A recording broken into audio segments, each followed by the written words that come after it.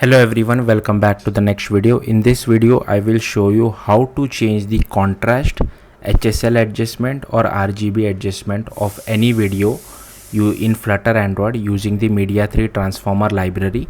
So first I will show you how to change the contrast. So here you can see I'm changing the contrast by 0.5f. So I'll quickly show you the output. So here I have my Flutter app running on my Android device. Now this video is only for Android. If you want to see it for iOS, I have already made it a video on Flutter iOS as well. So here I have one button called open video picker without permission. If I click on it, here you can see that the first thing it does is it asks for permission.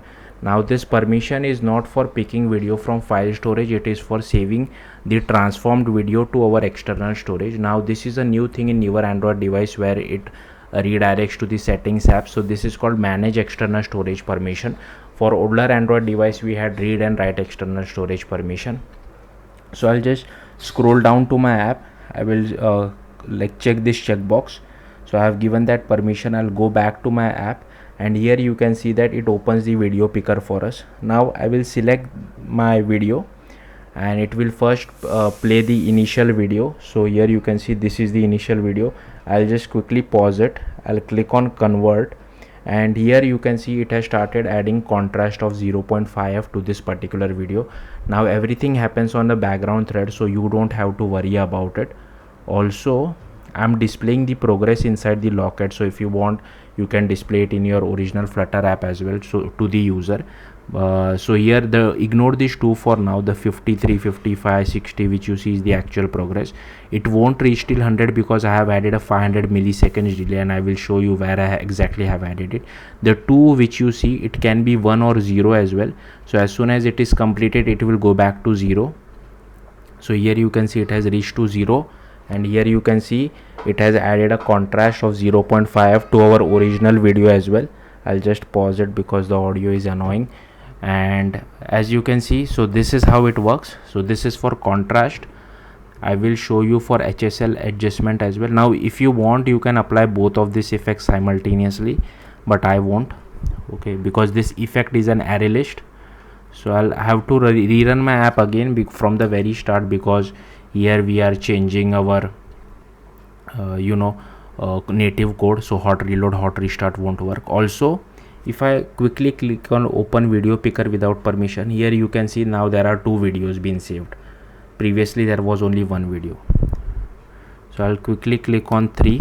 So alright, now this will take little bit of time, so by that time I will just explain you the code. So here I have my Flutter app created. I have refactored my homepage widget. It is a stateful widget. I have created one variable for video URL and I have created one method channel. The method channel will help us to give that external storage permission as well as show video picker to the user, and once user picks a video, we'll send the URL back to the Flutter side from native Android. So as you can see over here, I have created this button. I'm invoking this method. Once we get the URL, we assign it to our video URL variable, and here I have taken this particular text.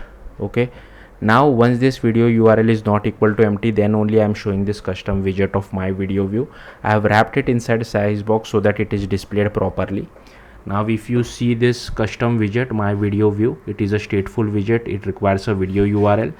Now once it has a video URL, we are sending it back to native Android side with the help of this creation param.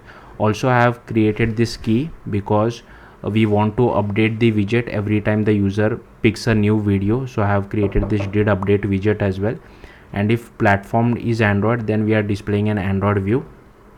Ignore this UI kit for now, you can take a placeholder or a size box, whatever you feel like.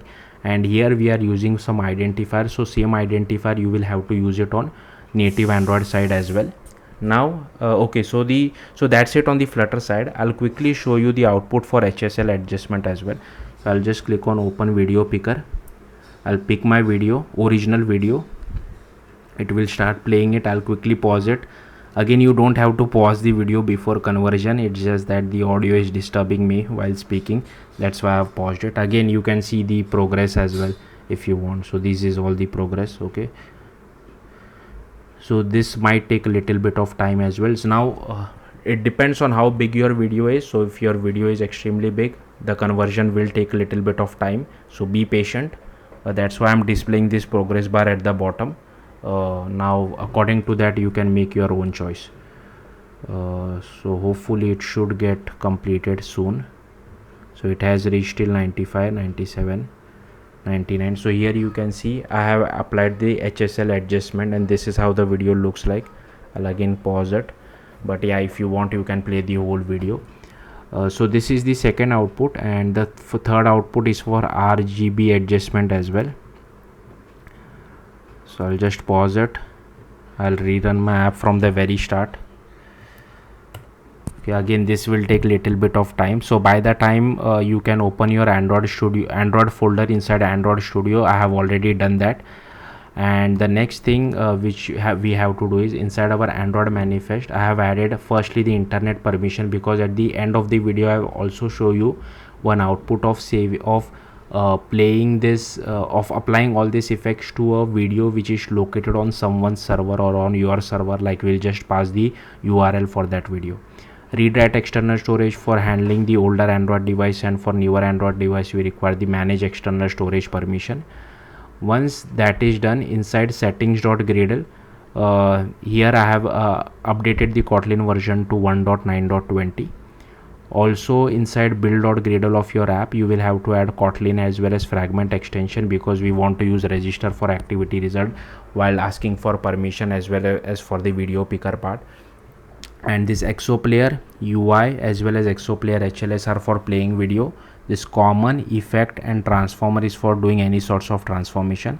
I'm also using this lifecycle runtime because I want to make use of Kotlin coroutines. Once you are done with this, you can just click on sync now and it will download all the dependencies. Next, before proceeding with the code, so this part is also done, so I'll show you this RGB adjustment as well. So again you can change these values to whatever you feel like over here as well. Okay, don't use the same value. So I'll click on open video picker. Now as you can see I have 3 videos because the HSL adjustment video has also been saved. I'll pick the original video. Okay, it will start playing. I'll pause it quickly. I'll click on convert. Now this will take little bit of time, so by that time I will just explain you the code. So first you will have to go to main activity over here, and these are all the imports for it. Okay, and here we are extending Flutter fragment activity. I have created a method channel result as well. Then here I have created a mutable list of read write external storage permissions. For older Android device we will ask for permission. So for a newer Android device we are using this manage external storage permission. So once the read write external storage permission is given, we call this method called launch new video picker. So here you can see I have applied this RGB adjustment as well. Okay, I'll just pause the video. I will decrease my audio because it is very annoying. Okay, all right, so here we are just launching our new video picker. All right, then once we launch our new video picker, so it will just show your video picker to you, and this is for newer Android device where we request for manage external storage permission. So here you can see that we are basically launching the settings app, and if that permission is given we launch our new video picker. And here inside manage external storage permission, again this is a helper method just to check whether that permission was given or not. And once this method is called, we are only picking videos only. So once we have the URI, we send the URI back to Flutter side. Then we are overriding configure Flutter engine, and here I have our created this register view factory as well. So we are using the same identifier which we have used on the Flutter side, and we are calling this Kotlin file, which I will show you shortly. Here I have created our method channel with the same identifiers again. Once this method is called, we check for all permission, and if permission is given we just call launch new video picker. So yeah, that's it on main activity part. Now coming back to my video factory, so here are all the imports. Now this is boilerplate code which you have to write while creating any kind of native Android view, so you can just copy paste it. And here we are referencing this my video view, which is important. Next you will have to again create this my video view over here as well. So here is my file. I will show you all the imports first, so you can just copy paste all these imports if you want to. And the first thing which you will see is that I have added this @ annotation of unstable, because at the time of this recording these APIs are a bit unstable, but I think by the time you watch it should be stable, so you won't have to use this annotation. Then we are also extending transformer.listener as well as lifecycle owner, and because we are extending transformer.listener, we will be overriding two methods, on completed and on error. On completed once transformation is successful, and on error in case if there is any error. And lifecycle owner because we want to make use of coroutines, and given that we are using lifecycle owner, we have to write this boilerplate code. Then I have created one handler as well as progress holder to keep track of the progress which you saw on the logcat. Then I have created one linear layout, two exo player views, two player views, one button and one progress bar, one file name variable, playback position is 0, play when ready is true, one transformer, and file path is empty by default. And here I have created our video URL as well. Then we are creating our layout params, assigning it to our linear layout. Then here we have created our player view. Height I have kept it as 500. I have shown all the buttons, the show, fast, next, previous, rewind as well, show subtitle, all that.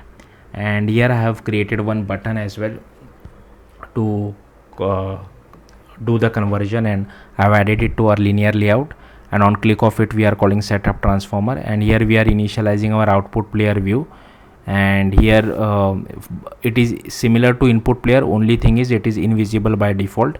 And here I have added it to our linear layout. Same for progress bar, I have added layout params, added it to linear layout, and it is invisible by default. We will get the video URL from Flutter side. Then we will initialize our input player, so this is the code for it. Then here we initialize our output player, then here we release our player, and inside get view we return our linear layout, inside dispose we release our player, and inside setup transformer we just stop our output player in case if it is already playing some video. Then we call transform video over here. Then we display our progress bar, and here I have created an array list of effect. So inside effect we will be adding all the RGB adjustment, HSL or contrast. Here we are creating our transformer. There is something called MapWhiteToGreenLUT as well. I don't know what exactly this is, but I will show you this output as well. But here, so if you want to apply RGB adjustment, you can use this particular code. If you want to do HSL adjustment, you can use this particular code, and if you want to change contrast, you can use this particular code as well. So I'll quickly show you this map white green to LUT as well. I don't know what this is, but yeah, anyways I'll just show it to you. Just stop this, click on Flutter, run. Okay, anyways by that time I'll explain you all the rest of the code. So then we are creating our input item, passing our video URL as well. And here you can see that we are creating our edited media item, and we are passing our effect. So whatever effect you have passed will get applied. And this mutable list of is for audio. We are not doing any audio effects, so it is empty. Then we create our external file, start our transformer as well, and here we start tracking our progress. So the progress state which you saw was either 0, 1 or 2, so that you can track using this progress state not started is 0, 1 is progress state waiting for availability, and 2 is progress state available. And here we are tracking that progress state, and the actual progress of 0 to 100 is tracked over here. And as I told you, I have added a 500 milliseconds delay, that's why it was not reaching till 100. Now this is the code for creating external file. Okay, and then this is the code for saving file to external storage. Even I have copy pasted this code, even I am not really sure about it, so you can copy paste it. Also this works only on API 29 and above, so yeah, be careful with it. Most people have upgraded to API 29 on Android devices, so you don't have to worry too much. But if you still want to support below API 29, then you can watch my video on how to save file to downloads directory. Now this code does not save file to download, it saves to the DCIM folder, which is the recommended practice by Google. But yeah, if you want to support below API 29, you can use that. Then as I told you, we will be overriding two methods, on completed and on error as well. And on completed is called when it is successful, so we are displaying our output player, initializing it, saving file to external storage, and hiding our progress bar. And on error we are hiding both output player and progress bar and displaying a toast message. So yeah, that's it from the code side. Now to show you the output of mapping, what was it, white to green LUT. So I'll just open video picker, I'll select my original video, I'll click on convert, just pause it. Okay, and like I couldn't find any difference what exactly it does, but maybe you guys can tell me what exactly it does. I haven't really heard about anything like it before, but given that this code was present in the Media3 Transformer repo, that's why I wanted to show it to you guys as well. Okay, anyway, so this is one thing. Also at the very end I told you that I will also show you how to do all this transformation for a video which is stored on a server as well, right? So for that, all you have to do is you just have to go to main.dart. Okay, so the output is ready. I'll just show you the so here you can see the output looks the same to me. I'm not really sure what exactly is the difference, but anyways, this is the output. So anyway, I will just comment this output and I'll just show you this contrast one. Again, you can apply any effect for this particular video which is stored on server as well, but given that that is more easily detectable, that's why I'm applying that effect. So all you have to do is pass your video URL. I'll quickly rerun the app, but you will have to be careful about few things. So I have already given the external storage permission when I clicked on this particular button in the first output, right? So you will either have to call this particular code inside init state, but you will have to remove that video picker code from the native side. If you don't want to if you don't care about saving file to external storage, then you might have to remove this particular code as well, like this one. Now it depends on you how you want to handle it. Rest everything else remains the same. So hopefully it should run our application. So this will take little bit of time. If you have any other suggestion on different video effects which you want to see in future, do let me know in the comments. I have already made a lot of videos on this, but yeah, there might be more which you guys might be expecting. So yeah, do let me know in the comments.